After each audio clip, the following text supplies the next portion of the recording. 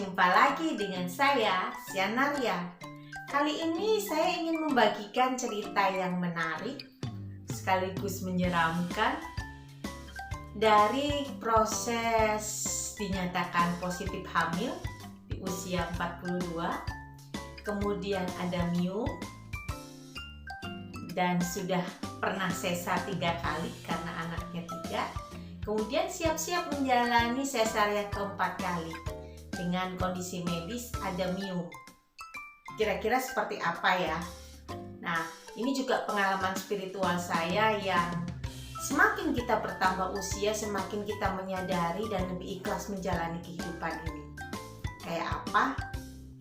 Kita ikutin ya.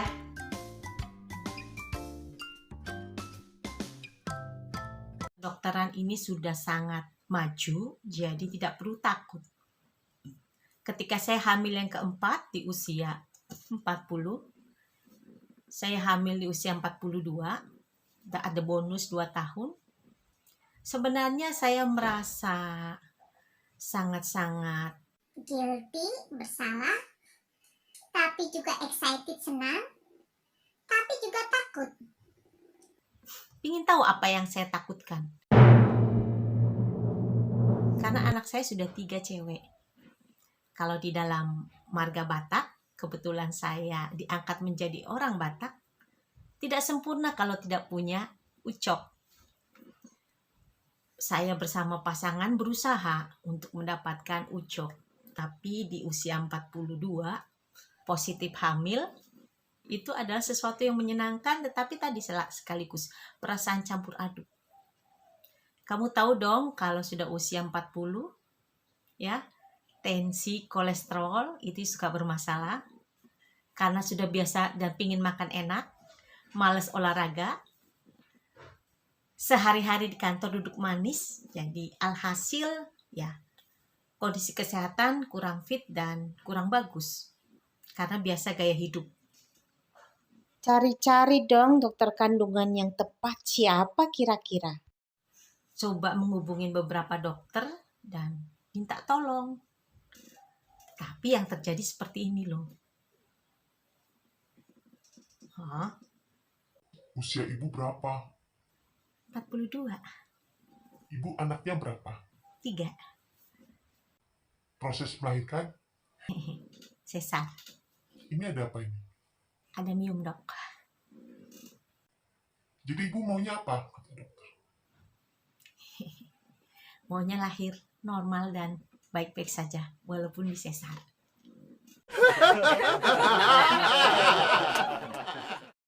Mana sih? Ibu nggak tahu diri nih. Dalam hati saya, ini dokter nggak tahu diri banget. Ya, medis udah canggih, malah nakut-nakutin pasien. Ya, saya pura-pura tampang biasa. Baik, dok. Terima kasih, dok. Apakah ini bisa diteruskan? Nah, ibu sih. Tak, vitamin aja resep. Terus saya pulang dari dokter itu. Saya pusing-pusing cari dokter. Mana yang bisa menangani kasus saya?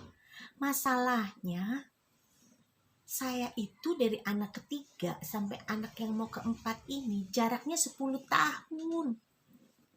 Kami sudah berusaha mati-matian. Ya, 10 tahun. Udah program sudah caranya. Dan ini pas berhasil. Tapi nggak tahu juga itu cowok apa cewek kan. Tapi kalau datangnya cewek, aduh, datang butet lagi. Saya nggak tahu. Ini dia ketemu dokter yang cocok. Kemudian saya mendapatkan dokter yang pas, yang namanya hampir sama dengan saya, dokter Giana. Bilang begini, baiklah kita coba. Tidak ada salahnya, umur di tangan Tuhan, ya kan? Kita coba asal ngikutin pesan dokter, kemudian jaga kesehatan, pasti berhasil. Itu dia dokter yang menguatkan saya. Saya juga berpikir begini, kalaupun saya harus mati di meja operasi, ngapain? Mungkin saja saya mati di tempat lain. Jadi, nyawa di tangan Tuhan. Kita sudah berusaha. Dan menurut dunia medis memang masih bisa kita hamil dan sesar selama 4 kali, bahkan bisa disarankan sampai 5 kali. Jadi dibuka di situ, buka tutup, buka tutup, buka tutup, kayak setting perutnya.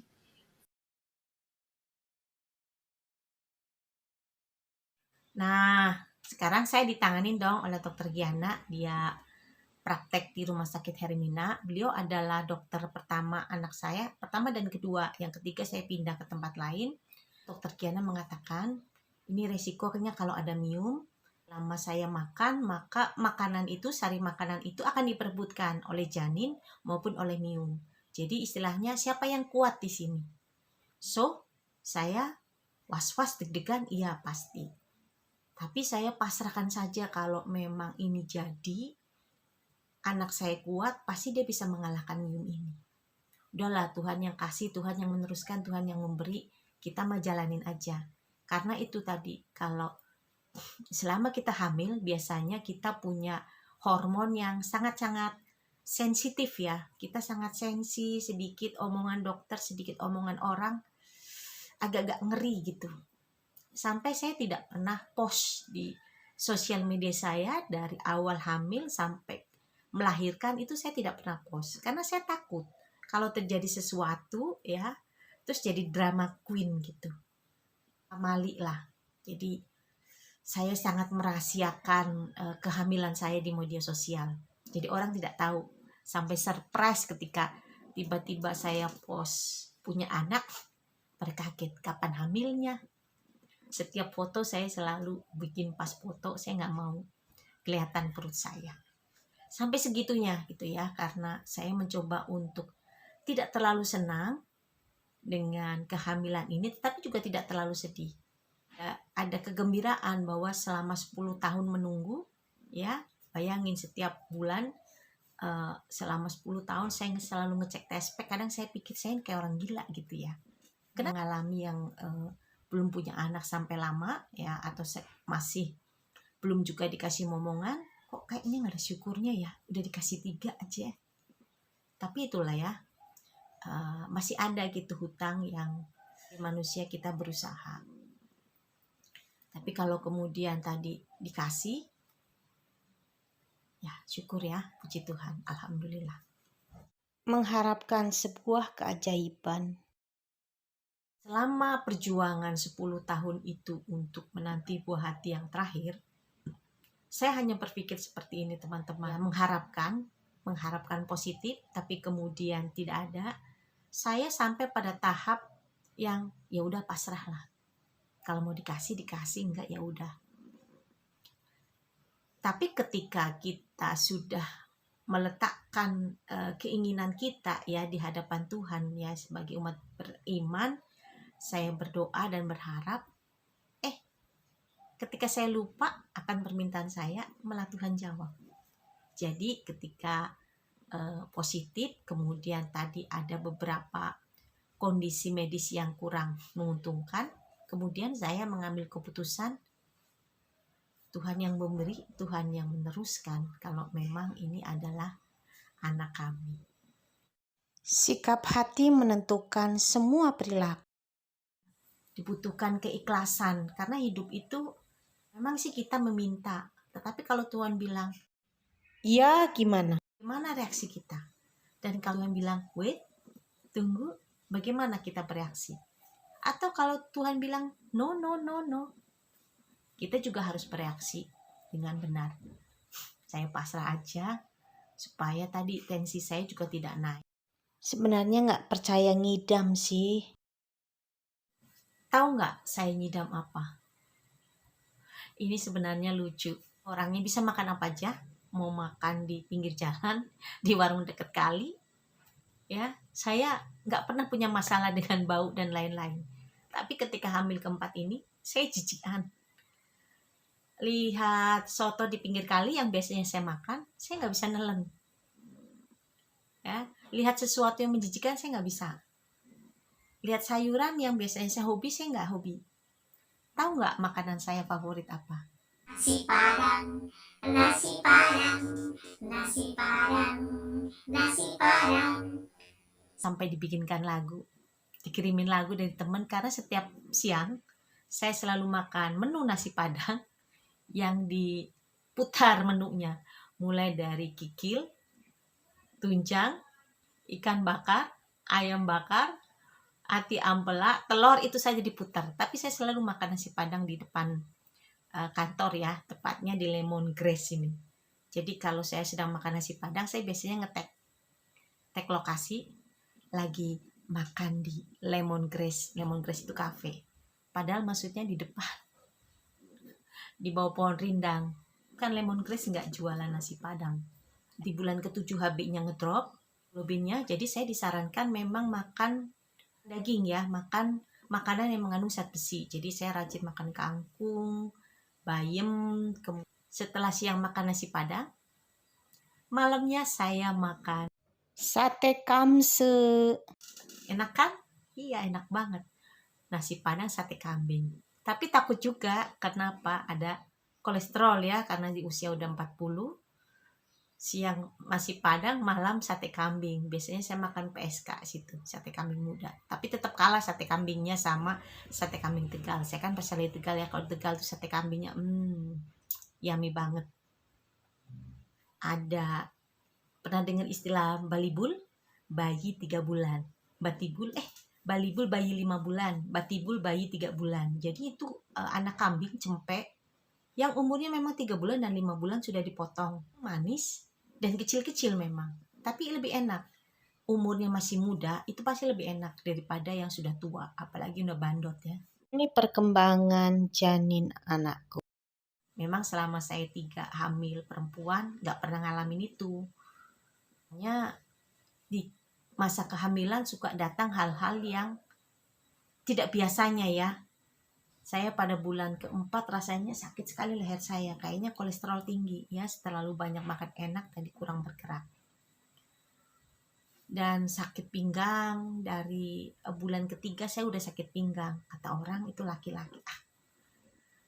Itu mungkin mitos ya. Mau seberapa pun saya makan, pertambahan berat badan itu sulit sekali. Memang saya kalau hamil biasanya paling banter naik 7 kilo. Makan terus tapi kenaikan berat badan kurang bagus. Ke janin juga agak lambat. Biasanya anak saya itu cepat ya. Kalau saya lihat pertambahan berat badannya normal bagus. Tapi kalau yang ini yang terakhir agak lambat gitu. Saya agak takut ya. Mungkin itu tadi miumnya ikut membesar, jadi dia bareng-bareng besar bersama dengan janin. Ya bisa bayangin kan, itu makanan jadi rebutan. Kalau dia nggak kuat, kalau dia nggak hebat, nggak bisa dia bertahan. Jadi di bulan ke-7 tadi saya anemia, harus makan yang mengandung zat besi. Ya, tapi yang terlebih dari semua itu ya efeknya ini tadi. Kolesterol. Untungnya tekanan darah tinggi saya itu selalu rendah, jadi masih aman lah kalau saya makan daging-dagingan. Karena setiap saya tensi paling tinggi itu saya 100 biasanya. Terakhir saya mau operasi saya 110. Ini nasihat buat para pejuang. Buat para pejuang. Buat mama-mama para pejuang. Strip 2, tetap semangat. Tetap berusaha, tetap berikhtiar, dan juga jangan lupa ikhlas. Kalau Tuhan kasih, pasti dia terusin. Tapi kalau Tuhan nggak kasih, ya gimana ya? Bersyukur saja, ya nikmati saja hidup. Berdua dengan pasangan, yang penting bagaimana pasangan berdua saling sama-sama mengerti. Omongan orang nggak usah ditanggapi. Saya juga untuk sampai ke-4 ini, saya selalu ditanyain, ya, bisa nggak nambah 4? Bisa nggak? Sakit kuping. Tapi saya selalu bilang, iya, kami berusaha. Tapi dalam hati saya, itu dulu ceritamu yang sangat-sangat seru. Nasi Padang, itu yang tidak pernah saya bisa lupakan sampai sekarang. Kita jumpa di video berikutnya mengenai proses operasi sesar 4 kali seperti apa. Pasti seru dong. Tunggu video berikutnya ya. Itu tadi pengalaman serunya. Semua tetap bersemangat ya. Kita berusaha, Tuhan menentukan, Tuhan yang punya rencana. Tetapi kalau itu bisa terjadi, semua memang karena anugerah dan sudah rezekinya setiap orang. Tidak usah kita iri rezeki setiap orang, karena setiap orang punya pergumulan dan masalahnya masing-masing. Kalau kamu ngerasa video ini berguna, bermanfaat, boleh subscribe, berikan like, dan komen. Kita jumpa di video berikutnya. Tetap semangat. Dadah!